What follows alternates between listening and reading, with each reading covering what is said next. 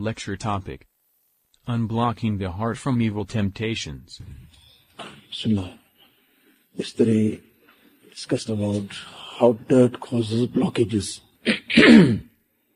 So this is the nature of dirt, that it causes blockages.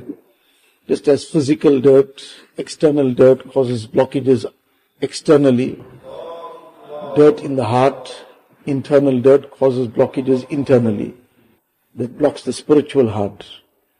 So this dirt comes more than anything else through the eyes, through the ears, even through sometimes what a person speaks. That too affects the heart. So it comes through the tongue as well. And then sometimes through the heart being misused itself. The heart being engaged deliberately in evil. This too obviously, it soils the heart, it blocks the heart. One is the Waswasa and Whispers of Shaytaan.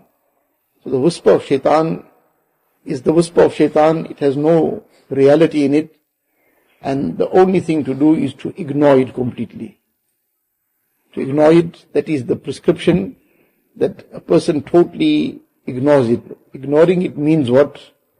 So ignoring it is to merely re-engage the mind in something positive. Because the nature of the heart is such that فَإِنَّ النَّفْسَ لَا تَتَوَجَّهُ إِلَى شَيْئَيْنِ فِي آنٍ وَاحِدٍ. The heart cannot focus on two different things at the same time. So now when Shaitan has whispered some evil, and the person has deliberately engaged his heart in a thought that will connect him to Allah Ta'ala, in a thought that will distance him from Shaitan, then it cannot remain stuck where Shaitan is trying to take him.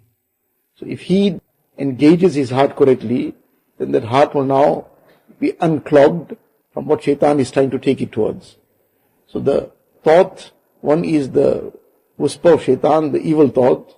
He needs to immediately engage his heart in a thought that will go totally against what Shaitan is trying to whisper in him. For example, Shaitan is trying to whisper the thought and make him start thinking of some evil that he should be engaging in. So now one thought that he can bring to his mind at that time is that he was about to get closer to that and he suddenly got caught red-handed. He was involved in that, just started getting caught up in some evil and he got caught red-handed. And now a whole lot of people already pitched up there. Somebody already came and gave him a tight slap. Somebody is now beating him up, and somebody put the whole message out on some social media. The worst consequences that can result from this kind of action, from getting caught. Now he's put his mind into thinking of the worst consequences. How will he remain stuck thinking about that evil and trying to take and derive some haram enjoyment out of it, when he's thinking about the worst consequences that can result from such a thing? So now, normally the issue is that Shaitan numbs the mind from thinking about things that what the consequences can be. Rather the person is looking, nobody is watching, and he feels, well, nobody is watching, so I can do what I want. But now when he starts thinking in this way, and he also engages the mind that Allah is watching, but Allah knows what's externally, knows what's in the depths of my heart as well. So now the whole mind process, when it's now moved in this direction, that vehicle was in reverse gear with Shaitan's instigation, but when he has engaged it in gear and he's now moving in drive, how is it going to go in reverse at the same time? So now he has to put it in the right direction and move it in the right direction, then it will go correctly. So when he will keep doing this, it will keep the heart clean.